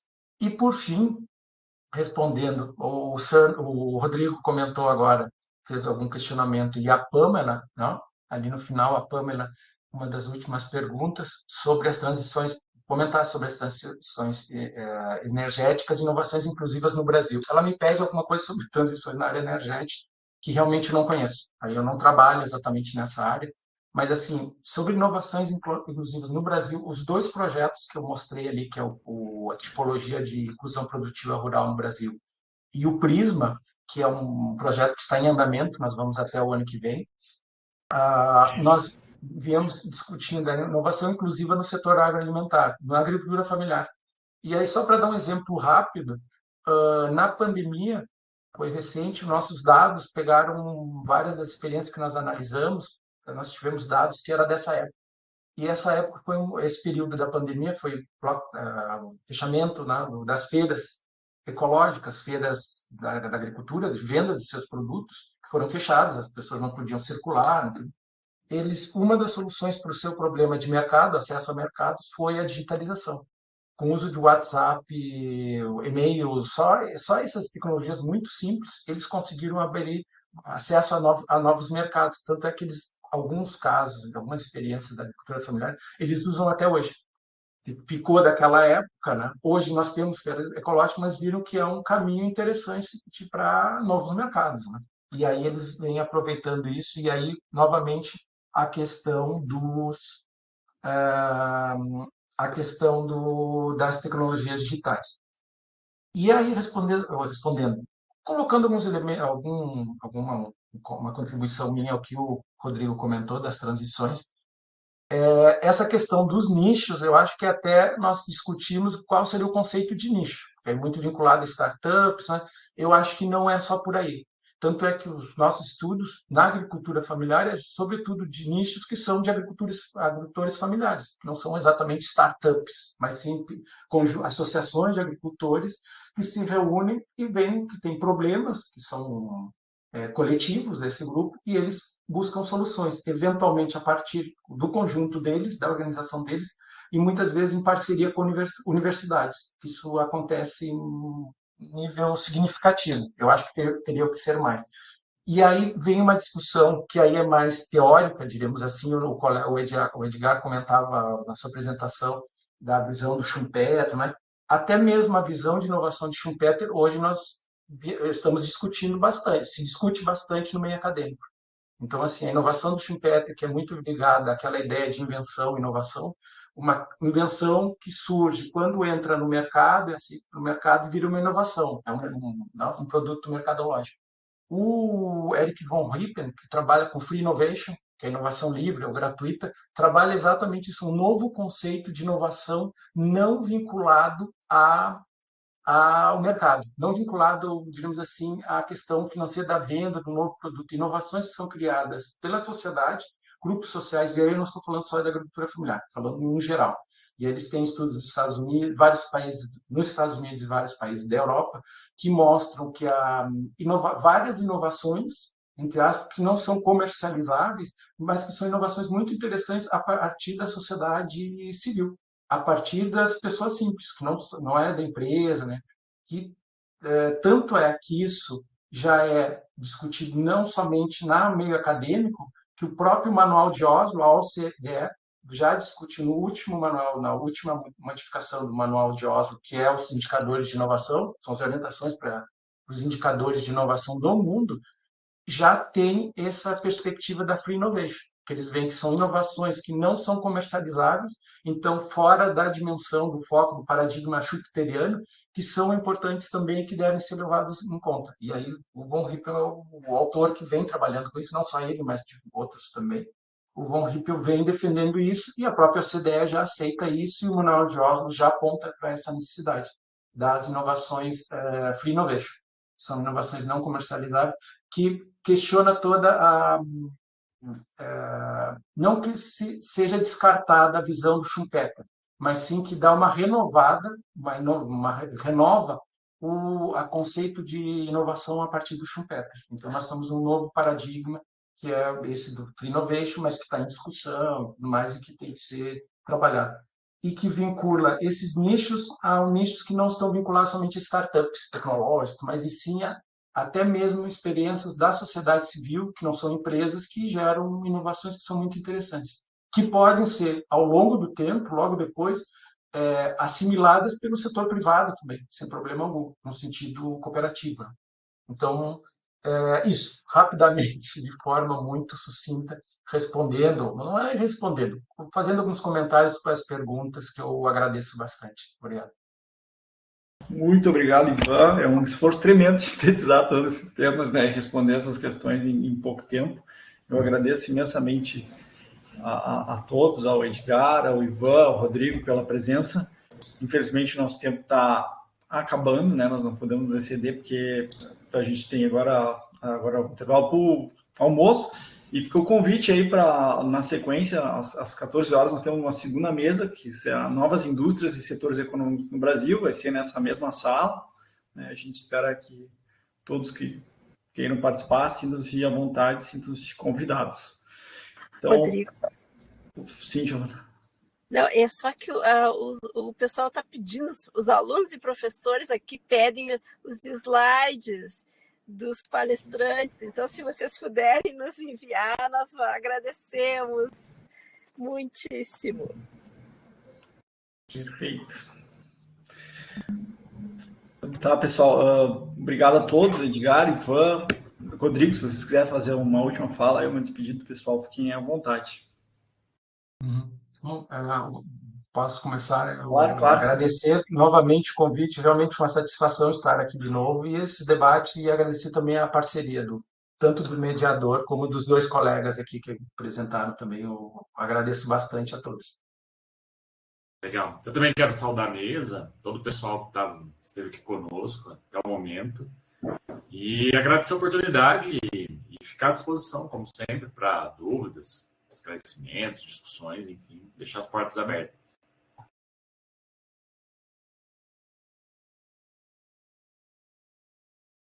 Rodrigo tá por aí? Será que ele caiu?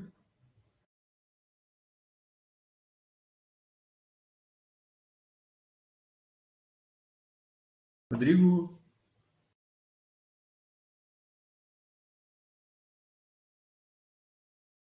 Rodrigo deve ter tido algum problema técnico.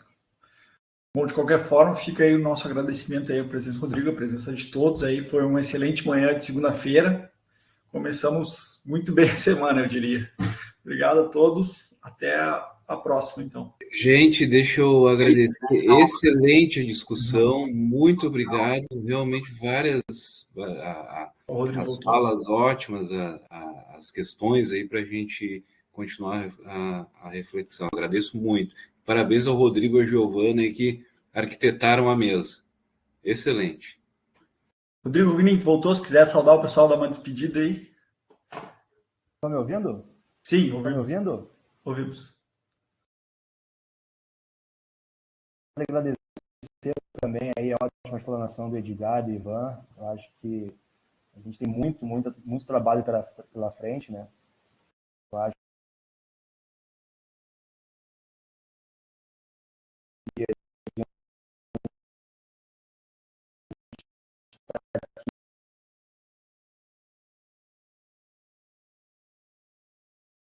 Rodrigo está meio falhando, acho que.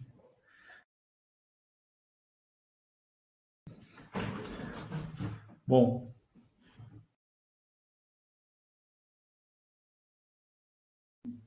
De qualquer forma, acho que fica o convite para a gente se reunir novamente, manter a conversa e seguir em contato aí. Uma pena aí a falha, mas seguimos, pessoal. Vai ficar gravado, disponibilizada essa sessão. Nós vamos botar no YouTube em breve. Tá, até mais, pessoal. Uma excelente semana a todos. Obrigado pela presença. Até logo.